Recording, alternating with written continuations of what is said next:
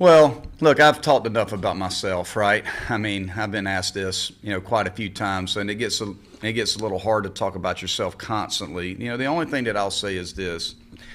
I got into coaching 26 years ago to serve players and to be a good mentor, role model, coach the players to the best of my ability.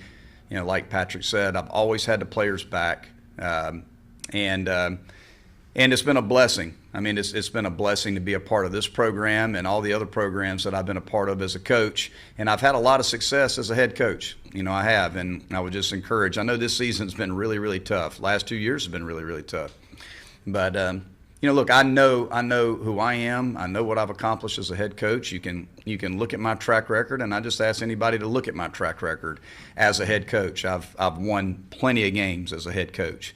Now, that being said, the administration has to make a decision as to who they think is the best leader for the program moving forward. And I respect that they're going to go through that process and pick, the right guy for the job. If that's not me, my time here has been, it's been a wonderful experience. It really has. From, a guy that grew up 25 miles away to, grow up going to the football games, basketball games, baseball games, lived in this state my whole life. My family lives here. It's been really, really special. And it's been an honor to be able to wear this uniform and to give the kids my very best. I mean, I think ultimately that's the one thing that I can say is I gave them my very best. It didn't always work out the way that we wanted it to, and we're certainly disappointed the way the season ended this year. But I gave them everything that I could. So I hope that answers your question. On the right side of the room, fifth row.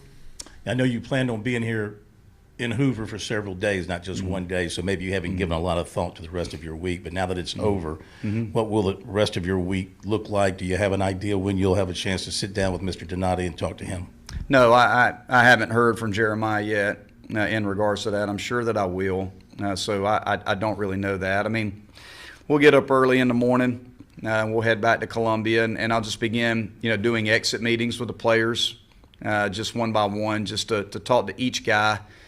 So we'll, get a sense of, where they're at and how they're feeling moving forward. And then, from there, I certainly look forward to hearing from the administration, just really more so just what are some things that they're going to want from me and from the rest of the staff, for the rest of this week. But I haven't had that conversation yet with him, no. Right next to him.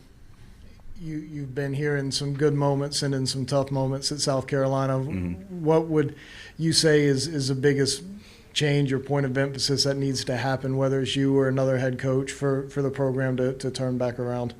Yeah, I know I've said this a few times in different interviews, but whoever the next leader of this program is needs to build a program.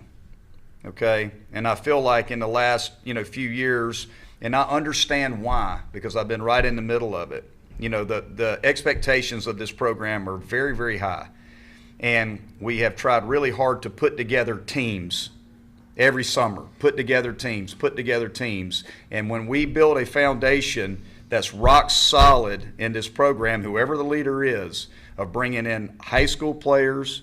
We need to get back to recruiting kids in the state of South Carolina and kids closer to home, like a Pat Evans who would run through a brick wall for the program. We need more guys like him where it's personal to them, the success of the program.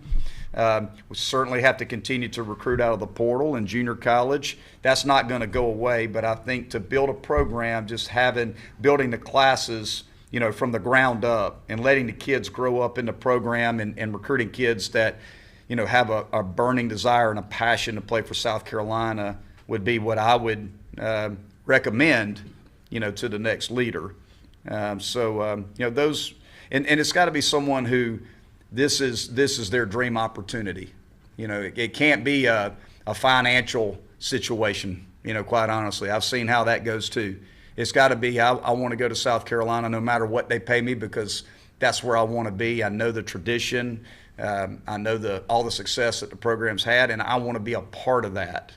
I think you got to find someone who is super, super excited about the opportunity and not looking at it as a step up in regards to, money and all of those things. I think that's a big deal. Got to find a guy that's got a burning desire to be here.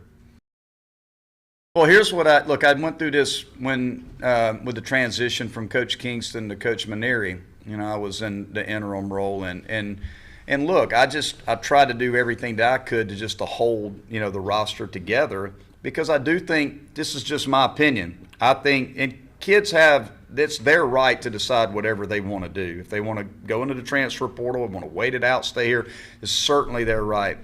What I'm going to do is just try to encourage them to just hold tight and be patient and see who the next leader of the program is, because I have obviously full confidence that the administration is going to pick a tremendous leader to run the program. So that's going to be my advice to the players, is just to be patient and wait and see how the process goes and see who the new leader is going to be before they decide to jump into the portal and transfer, unless, again, it's just something that they wholeheartedly want to do.